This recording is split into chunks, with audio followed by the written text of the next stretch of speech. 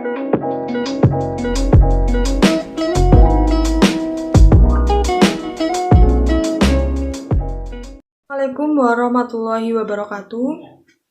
Perkenalkan, nama saya Indira Salsabila, NIM 52202040014. Saya dari Prodi Akuntansi. Nah, di video kali ini saya mau menjelaskan nih tentang makna sholat dan juga implementasi sholat dalam kehidupan sehari-hari. Jadi tonton sampai habis ya.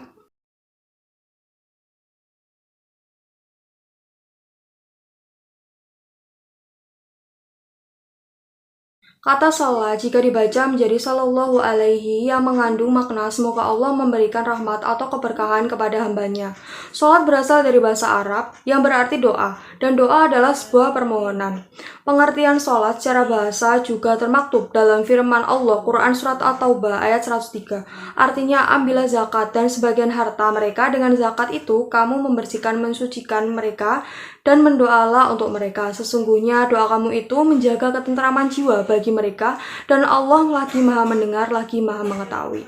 Sholat menurut istilah dalam ilmu syariah adalah serangkaian ucapan dan gerakan yang tertentu dimulai dari takbiratul ihram dan diakhiri dengan salam dengan niat dan syarat-syarat tertentu.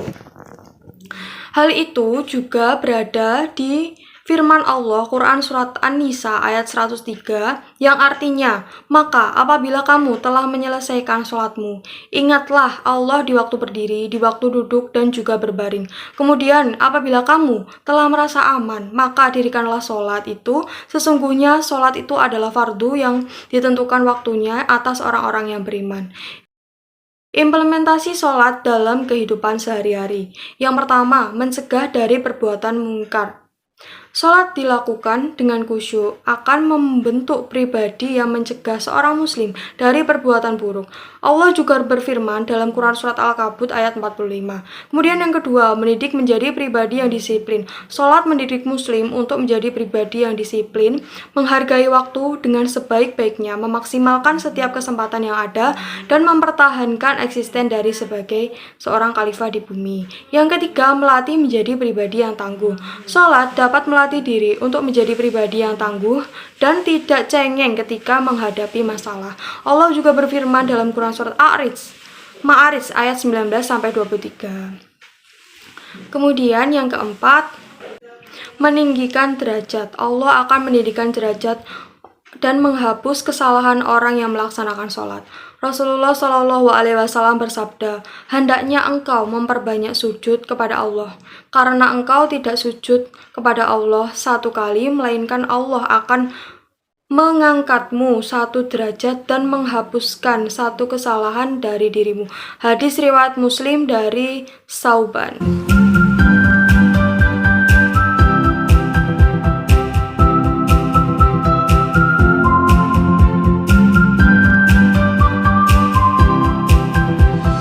Jadi itu tadi adalah materi tentang pengertian sholat. Kita lanjut ke materi makna sholat. Jangan lupa ya, dilihat sampai akhir videonya.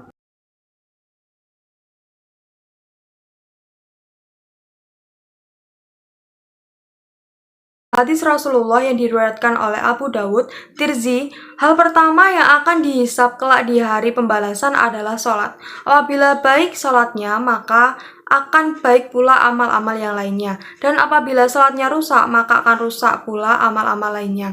Kemudian yang kedua, sholat adalah tiang agama. Hal ini disebutkan dalam hadis Rasulullah yang diriwayatkan oleh Baihaqi.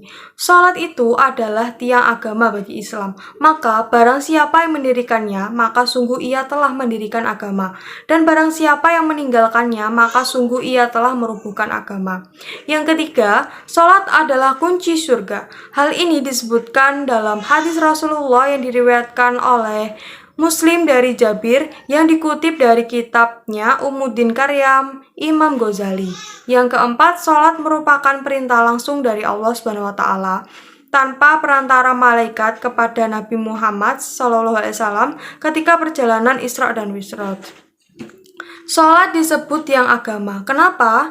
Karena Sholat itu didasarkan pada dua hal. Yang pertama, selalu saja para ulama mengibaratkan Islam itu sebagai bangunan. Nah, sebuah bangunan itu membutuhkan asas dan membutuhkan dasar.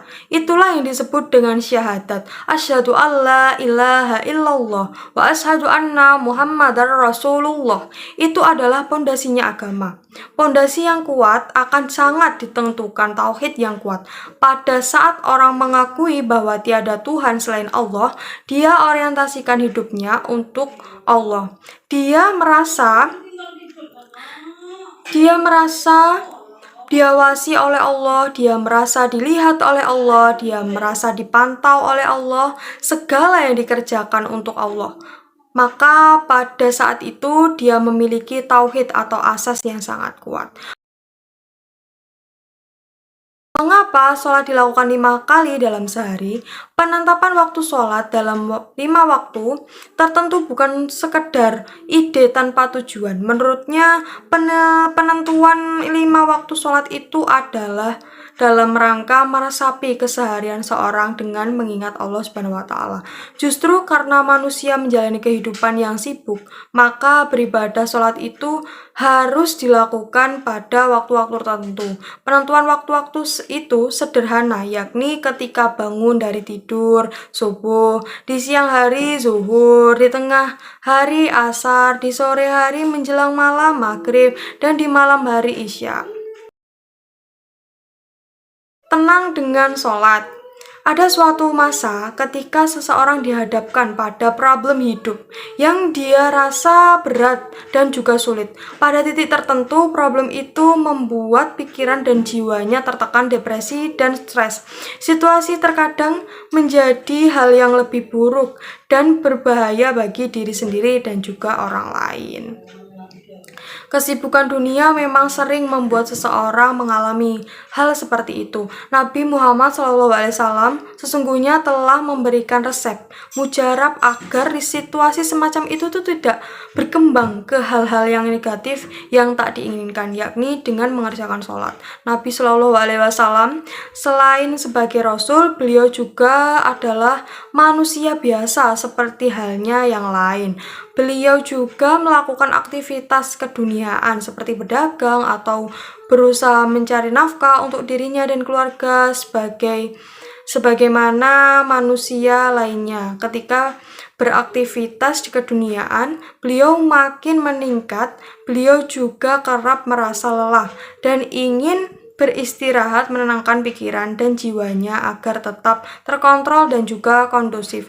Dalam hadis disebutkan, jika Nabi Shallallahu Alaihi Wasallam tertimpa sesuatu masalah yang berat, maka beliau segera mengerjakan sholat. Hadis riwayat Abu Dawud.